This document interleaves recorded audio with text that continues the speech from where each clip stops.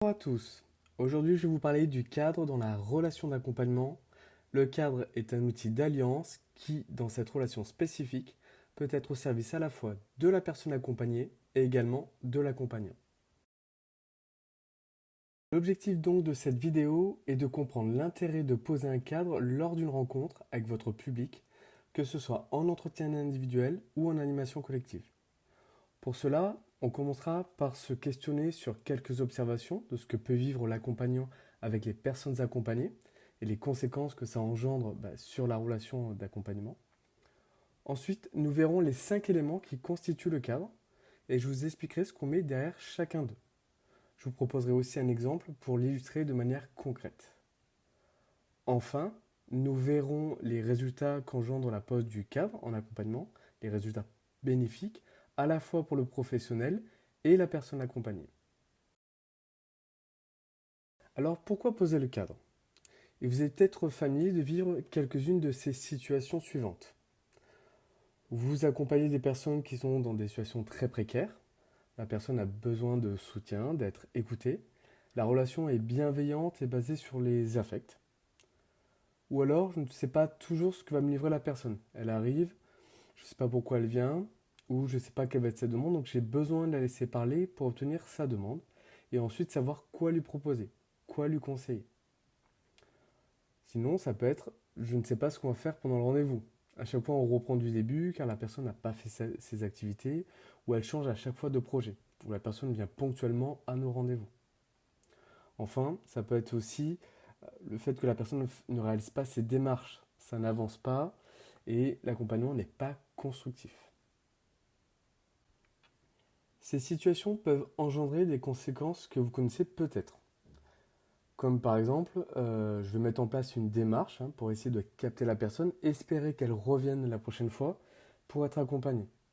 On est beaucoup sur du soutien moral, de l'écoute, mais ça n'avance pas plus que ça.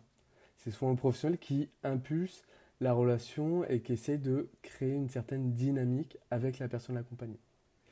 Ou alors, compte tenu de mon rythme, du nombre de mes suivis, je vais faire la place de la personne, je presse un petit peu les choses à réaliser. Des fois, je vais peut-être venir un peu biaiser la prise de décision de la personne. Et dans ce cas-là, le professionnel fera plus en fonction de son cadre institutionnel. Ce qui induit une baisse d'autonomie pour la personne accompagnée, ce qui ne la rend pas actrice. Cela engendre généralement de la dépendance vis-à-vis du professionnel.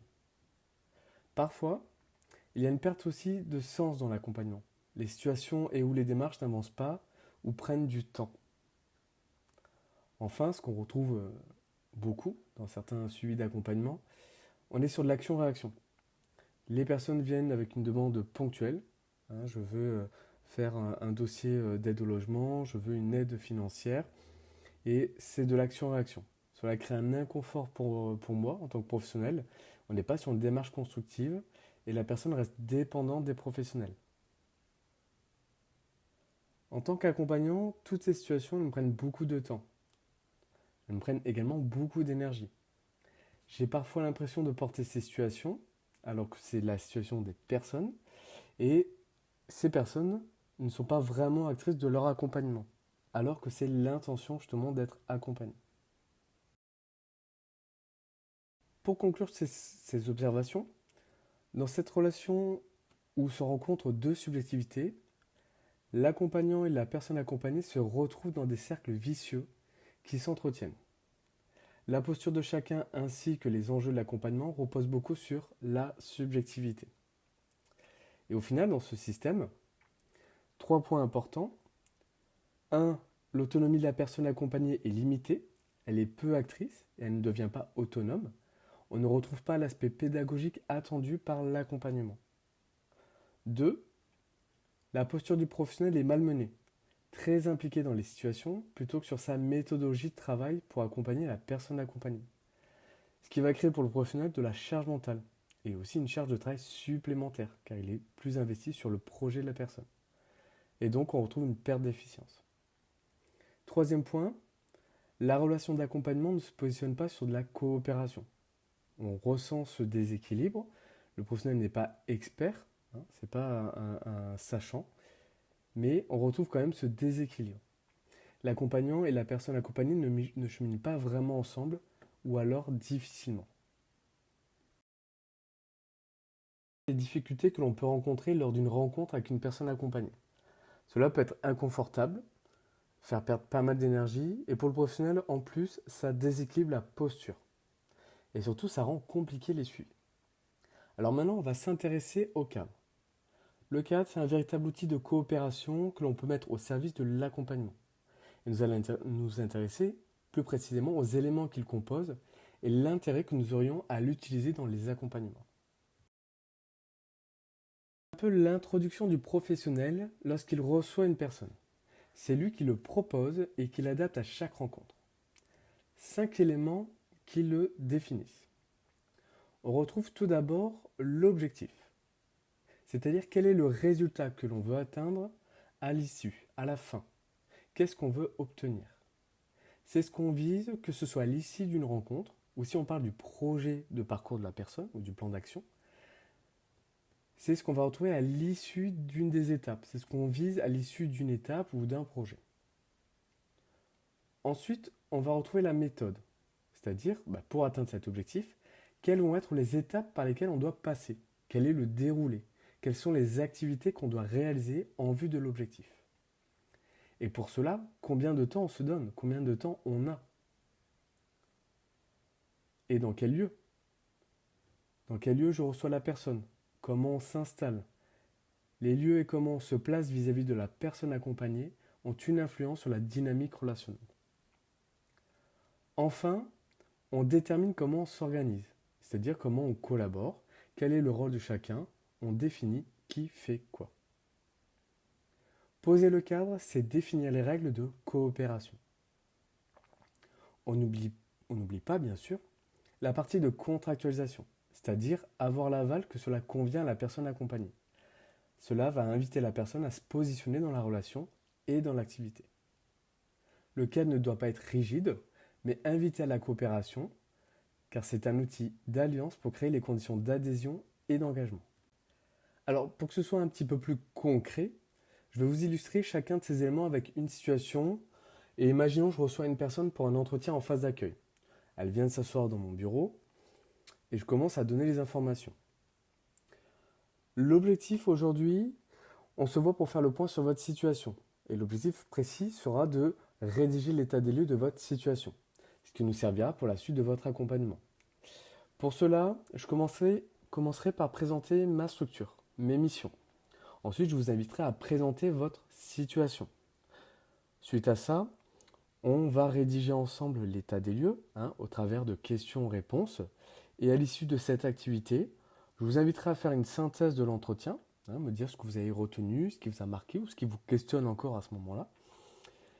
Moi, je viendrai répondre aux questions et compléter cette synthèse. Et à la fin, on va planifier ensemble les démarches à réaliser pour notre prochain rendez-vous qu'on déterminera ensemble. Pour cette activité, nous avons 45 minutes et je vous informe que je suis tenu au secret professionnel. Ce que vous dites ici reste entre nous. On partira sur les informations que vous me donnez. Vous avez le choix de ce que vous voulez partager ou non, ça vous appartient. Et si vous avez des questions à tout moment, n'hésitez pas à me les poser. Voilà un exemple de cadre qui peut être proposé en entretien. Et bien sûr, on n'oublie pas à la fin de le faire valider par la personne, s'assurer qu'elle a bien compris avant de démarrer. Si elle le conteste, ce n'est pas grave, au contraire. C'est l'occasion de pouvoir échanger, de trouver un terrain d'entente pour pouvoir collaborer ensemble. Si la personne n'adhère pas à ce cadre, il serait difficile de passer à la suite. La personne ne s'impliquera pas, ou peu, d'où la nécessité de prendre le temps de poser, de s'assurer que la personne l'ait bien compris, et bien évidemment qu'elle adhère. Le cadre posé ainsi permet à la personne de se projeter dans la rencontre et de comprendre les tenants et aboutissants de celle-ci. Donc voilà pour les 5 grands éléments qui font le cadre. Alors peut-être qu'à ce niveau de la vidéo, vous vous demandez quand est-ce qu'on doit poser le cadre au final. Est-ce que c'est juste à l'entretien d'accueil, c'est tout le temps? C'est justement ce qu'on va voir juste après. Alors justement, quand poser le cadre? La réponse, c'est tout le temps. Dans la conduite du changement qui s'opère en accompagnement, l'outil va permettre de travailler sur la mise en mouvement et l'action de la personne accompagnée. Donc le cadre, ça se pose à la fois pendant les entretiens et les rencontres de phase d'accueil, mais également lors de la phase d'accompagnement, lorsqu'on est dans la réalisation, la mise en place du projet de parcours ou du plan d'action de la personne. Le cadre, c'est ce qui va permettre à la personne accompagnée de faire face au processus de changement et éviter de revenir en arrière ou dans l'inaction. Le cadre lui permet d'avoir des repères sécurisants et qui l'aident à se projeter et donc à aller de l'avant. Le cadre en lui-même ne suffit pas. La contractualisation est très importante. On va la retrouver à tous les niveaux, à tout moment, lors du démarrage de l'accompagnement, soit pour démarrer une séance, un entretien, des activités d'intercession ou des activités pendant l'entretien, ou pour entrer sur une action. Nous voilà donc au fait des 5 éléments qui peuvent nous aider à poser un cadre. Maintenant, intéressons-nous aux effets positifs que cela peut amener auprès des accompagnés et pour le professionnel dans le cadre de cette relation d'accompagnement. Les bénéfices sont multiples, et à la fois pour la personne accompagnée et également pour le professionnel de l'accompagnement. Pour la personne accompagnée, ça va lui permettre d'assurer un sentiment de sécurité et donc de favoriser l'investissement et l'expression de la personne accompagnée. Ça va l'aider à être plus actrice de son accompagnement. Ensuite, ça va lui permettre d'être plus constructif, ce qui peut manquer des fois dans certaines rencontres et certains suivis. Ça va aider justement la personne accompagnée à se structurer, à s'organiser et à se projeter, à sortir un peu de cette immédiateté, voire plus loin. En plus, ça va lui permettre de prendre des décisions en toute liberté et donc de favoriser son action.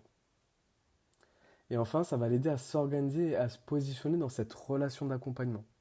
Et ce, à chaque rencontre avec la personne accompagnée et pas juste au tout premier rendez-vous. Pour le professionnel, on est dans une relation intersubjective, ça va éviter de rester sur les affects et les enjeux de communication et de positionnement qui peuvent se jouer pendant cette rencontre. Ça va donc lui permettre d'éviter de malmener sa posture et de parfois trop s'impliquer dans certaines situations. Ça lui permettra également de gagner en engagement de la personne et donc de s'assurer d'avancer ensemble et d'éviter que ce soit le professionnel qui porte la situation, qui l'impulse. De plus, ça va lui permettre de garder donc, l'équilibre de sa posture, s'éviter la charge mentale, d'autant plus quand on a beaucoup de suivi et beaucoup de situations précaires, et de responsabiliser les personnes accompagnées. C'est ce qui va travailler également sur l'engagement et le passage à l'action. Ça permet aussi de sortir de ce schéma action-réaction où on peut être dans un effet de consommation de la part de certaines personnes accompagnées. Et enfin, poser le cadre, ça permet de prendre du recul et d'éviter de garder la tête dans le guidon. C'est prendre le temps de poser les choses avant de démarrer et d'enchaîner. Cette vidéo, il est donc important de poser un cadre à chaque rencontre avec une personne accompagnée.